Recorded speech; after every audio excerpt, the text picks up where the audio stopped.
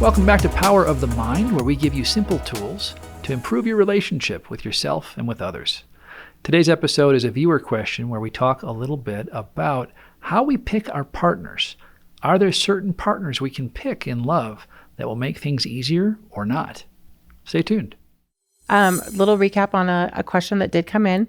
We talk about opposites attract, compatibility. Is there a right or wrong answer? Is there, that need to find your opposite, or is it that compatibility factor? And you heard Sure. Yeah. So when you're talking about a question, more or less coming down to, who should I pick? And that's when I have my young people in their 20s and they're kind of in that stage of their life. And some of them now are trying to decide to pick a bunch of people at once, or trying to decide to just stay single for a long time and maybe never ever settle down. And that's certainly an option. I think that you miss out on some opportunities for growth there, right? There's things that happen in a relationship. You'll be confronted with yourself in relationship in ways that you can never be confronted with yourself in like a therapy setting, for example. Your spouse will see things in you that even with 10 years every week in my office, I'll miss no matter what, because a clinician is just reflecting back to you what you see, what you show them, and whatever you're missing, your spouse or partner can show you in ways that can't work. And then also there's the fact that we're all going to get old and die. And it's all fun and games to run around and have all this excitement and fun, but sooner or later somebody is going to need to wipe your butt.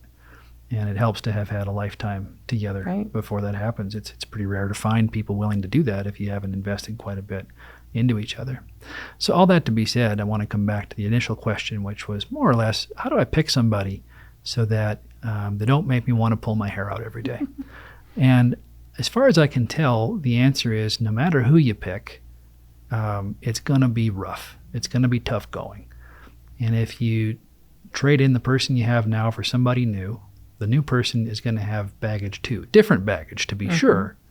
But after a couple of years, they'll feel like a pain in the ass as well. That said, there are some fundamental things that a person can look for that can be pretty important. A similar orientation in terms of religion is pretty helpful.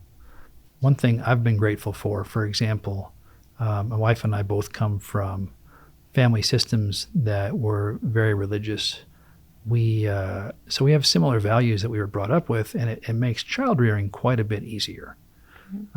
Coming from different religious backgrounds, having to make a decision together about how to do something as complex and challenging as raise a kid, there's a lot to that. And there's different elements of life too. This is where the premarital counseling can come in pretty helpful and handy, where you ask questions like, okay, if we have kids, are we both going to work? Or is somebody going to stay home? Well, if you have a different idea how that should go, that's pretty tough. Do we want kids? That's a pretty important question.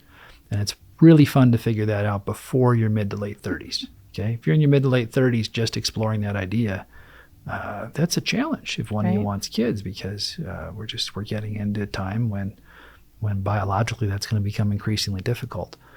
So those core fundamental things are really helpful. One thing I will say, we talked about birth order and some of the elements with that. It is sometimes kind of nice to pick somebody out based on birth order who has a different place in the family system than you do. If you have, for example, I talked in the birth order episode about a friend of mine, and her husband has an older sister, and she's a firstborn. And that's a really easy relationship to make work because there are some unconscious understandings about the negotiation of choice and decision that people who come out of complementary family systems can make. So that part's a little bit easier. If you're a firstborn and a hero in your family system, picking out a mascot, they'll drive you crazy because they'll be late and they'll make you look bad, or they'll come up against your stuff. But a lot of times they won't be in direct competition with you. Two heroes, for example, in a relationship, two firstborns, they're going to fight. You just know that's going to happen. They're both strong-willed people who have a firm idea of what direction we should go in any given situation. They think they know how to raise kids. They think they know which drawer the forks and the spoons need to go into, and every little thing is going to come up into a conflict. If you're both lastborns, you're going to have a lot of fun, but you're going to have $100,000 of credit card debt, and neither you'll finish school, and by the time you have a couple, 3 kids running around, you're going to be under some stress. So those are some basic things you can do to try to make it go. But, at the end of the day, nobody rides for free. It is the reason marriage is awful and hard and painful and difficult is because we, and by we I mean like me, I am awful and hard and painful and difficult. I am selfish. And if I don't know that I'm selfish, be in a relationship with me, and you will discover it probably before I do. And then we will have to have a discussion, and I will have to contend with my own selfishness. And I think it's the only way I've found to address some of my own crap. And it continues to be that. And so that's the utility of it. I, for one, I think the opposite, the opposite attracts thing, with the firstborn, because I'm the firstborn, my husband is a middle kid. Yeah. And it works. Sure makes it easier. Yeah, it works. And but not to say that he doesn't have a say in our thing was always the no wins. Sure. So if we want to do something and I'm like, no, we shouldn't do that. That's it. Sure. And so we just always, and it's always worked pretty much. And sometimes I can win a no over, or quite opposite, vice versa. But it's definitely I've always been that, okay, we're going on vacation. We're going here, we're staying here, we're doing this, we're doing that. And he's very happy to go, okay, tell me when we're leaving.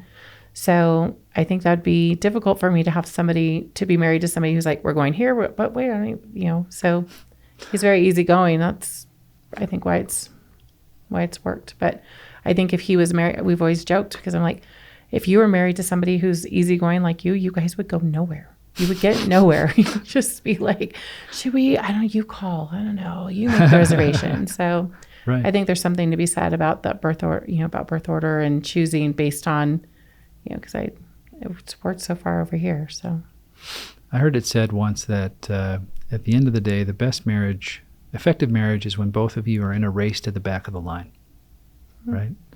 Yeah. If in a perfect relationship situation, we both put the needs of the other person ahead of our own needs. And if we're doing that and caring for one another primarily, you have a situation where there's deep trust and a secure attachment. And that's really what we're all looking for, is the idea that there's somebody in this world who has my back, right? Because again, it's all fun and games. Oh, there's a movie on Hulu, and it is like gut-wrenching, but also incredibly beautiful. And I think it's called The Friend. And it's got, there's 3 actors in it, and the gal gets cancer and dies slowly. And it's awful and painful. And one of the things that happens in the movie is you watch her friends start to pull away. Her very dear, good friends, friends she's had for a lifetime. It's all fun. It wants to be around, right? Life it's hard to be around. It's really, really hard when somebody is suffering at that level for that extreme, for that amount of time. And I think at the end of the day, we all have that awareness that the world is a pretty tough place, and we're all looking really for just somebody who's got our back. And we're looking to, but in order to find that, we have to learn to have somebody else's back, and that's actually surprisingly difficult for most of us to do. I read a book very early on in my marriage. It's The Proper Care and Feeding of Marriage, and it's definitely was super eye-opening, because you think of these guys as the big, strong, guys, sure. They're no feelings, and they run around and they, storm villages. But the book really opened my eyes to, when your husband does something, he wants to be appreciated, and he wants you to tell him he's done a great job. And, just today, my husband's like, look at the maple tree I planted. Look how well it's doing. And all he wanted me to do is just like, that's awesome. Like, it's perfect. You put it in the perfect spot. It was great. But we forget that our men, these strong guys need to hear, that you love them, and you thank you for, being, the provider, and going out there. And, I always tell him, how many dragons did you slay today? And it's just like, he's like, whatever. But, but it's just, they need their egos boosted once in a while. And I think that men are very simple creatures. And I think that, and not to be taken offensively, but I think that they want to be taken care of. And even if they don't say that, I think there is a thing about taking care of your your husband and telling them they did a good job. And that I've never forgotten that after reading that, gosh, probably 27, 28 years ago. Your husband just wants to be told he's doing a great job. And so I'm just like, okay. So I tell him, gosh, that's awesome. So I always make sure I do that because I think everybody wants to hear that. But Sure. It's always just been in my head to make sure, you went out and slayed dragons. So you went to work today. You're the dragon slayer. Look what you did. So, well, and even if you look at it from a sort of a broad perspective, whether or not that's what every spouse or husband wants to hear, I'm not sure. But you read it in the book and you figured out that it worked really well for your husband. Yep.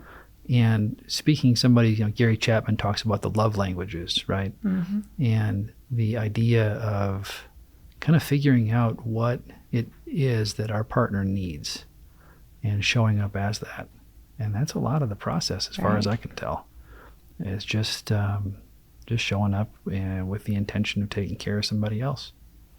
And that can be really challenging in a situation where I'm not sure they're going to take care of me back or where I'm confident. The other thing I've told folks is if it feels like it's 80-20, you're probably about right. Because we judge ourselves by our intentions and others by their behavior. Right. I give myself a lot of slack because I have a really good intention. But I tried. I measure her only by her behavior, not her intentions. And that doesn't fair. tend to go well. So, yeah. I think that was a good point because for me, you're right. I found that this works really well for my husband. And it could be that it would work very well for a lot of husbands.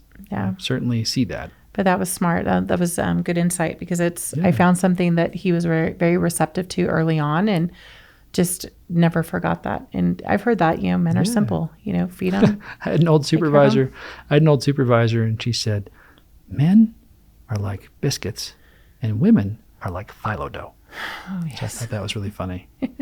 Google it if you don't get it, because it is like, here you go. Phyllo dough. Here's your biscuit. Layer, and it's all just there. The biscuit's just a biscuit. Because guys, and what I've experienced, guys say what they mean. They mean what they say. There's no hidden. I'm like, what do you mean by that? And he's like, exactly what I said. And I'm like, okay, but obviously you mean something else. Because as a woman, I'm fine. She's not fine. She's not. It's not. So it's just interesting to, just kind of going back to that book. That was kind of a good thing that worked for us. It's actually really interesting too to look at, now the culture is trying to shift away from a lot of these sort of archetypal ideas about how men are and how women are. And the underlying theory behind that is that all of that is a social construction, that it's all been created as a tool. Generally, the belief, I think, is as a tool to oppress, as a tool to use power to oppress people. And I'm not sure that that's the case, I would say. I think that some of it might just be biological. That doesn't mean we can't choose to change pieces of it if they're not working for us now and the culture wants to shift it. But I always lament the idea of making wrong what has been in place for a long, long time because we want it to be different now. Yeah. Anyway, that's a topic for another discussion for sure. Well, good spot to end in. And I think I'll dust off my copy of my book as I'm going into 32 years of marriage to make sure I'm not missing some. We get a little lazy, I think, sometimes. So I'll have to brush that up. But lazy is part of the cycle. Yeah, comfortable. We have a little argument, we tune it up a little bit, and then we get lazy. And we wait until things get bad. And then we have an argument and tune it up a little bit. And then we get lazy and wait for things to get bad. Yeah. And that's how it is. There's too much to fight. I don't want to fight. Yeah. It's too much. Human beings are innately lazy, I think. Yep. Well, thank you guys so much for tuning in to Power of the Mind. Alicia Morgeau and the awesome Greg Struve. Thanks again. The awesome moniker. That's kind of cool. Greg Struve. We should put that on my title on the screen. Awesome. Oh, it's on there. Title. You didn't see it? Cool. It's the most awesomest. So thank you guys so much for tuning in, and we will see you next week. If you have a question or something you'd like us to discuss here on Power of the Mind, we would love to hear from you. Our email address is stories, STORIES, at signalsaz.com. That's stories, STORIES, at signals, SIGNALS, AZ.com. Look forward to hearing from you.